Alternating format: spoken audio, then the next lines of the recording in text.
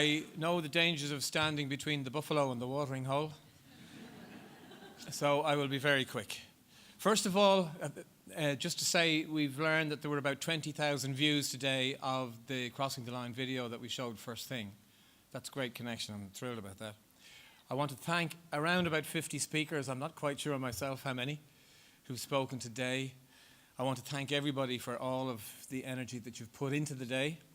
I hope you rekindle the energy overnight and come back full of energy again for the second day. I also want to thank our conference team for a massive amount of work today. Also, I want to just tell you that the Minister mentioned she was bringing a number of people to lunch today, and I think that was a very useful exercise. We had 3 ministers coming to a biodiversity meeting. That's really important. We need to do a lot of that. So tomorrow evening we will have assembled the Seeds for Nature, and we will go through them as one of the last items, as one of the outputs of the conference. There's so much stuff coming in that it's going to take us a little bit of while to get a full output, and we'll talk about that a little bit tomorrow. 3 last things, just to say, first of all, again, just to say about the exhibition up in the hall, in the Castle Hall, sorry, I didn't Castle. The Castle Hall, do please go and see it. People have put a lot of effort into it. It's well worth a visit, and it will be open all day tomorrow. Second last thing, a lot of people have been thirsty in this room and others and have been wondering about water, but we're not allowed to have water available to bring in cups because of spillage issues, I think.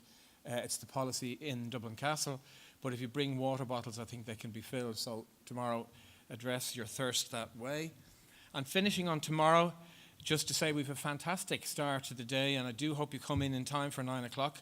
Our Secretary General, Catherine Licken, will speak briefly. We have Inger Anderson, head of IUCN right now, but who is just to be appointed the Executive Secretary of the United Nations Environment Programme, which is possibly the top environmental job globally. So to have her here tomorrow is fantastic. Humberto Delgado Rosa, who's head of Natural Capital and Nature in the European Commission, again a very important post, who has chosen to come and talk to us tomorrow. And then we have Tara Shine, who is known to many of you from her work on TV, but also a lot of work on climate and biology. Michael Ewing, who you've heard who's spoken a couple of times today, and then the President, Michael D. Higgins, all before 10:30. That's a good start. So, thanks, have a great evening, see you tomorrow morning.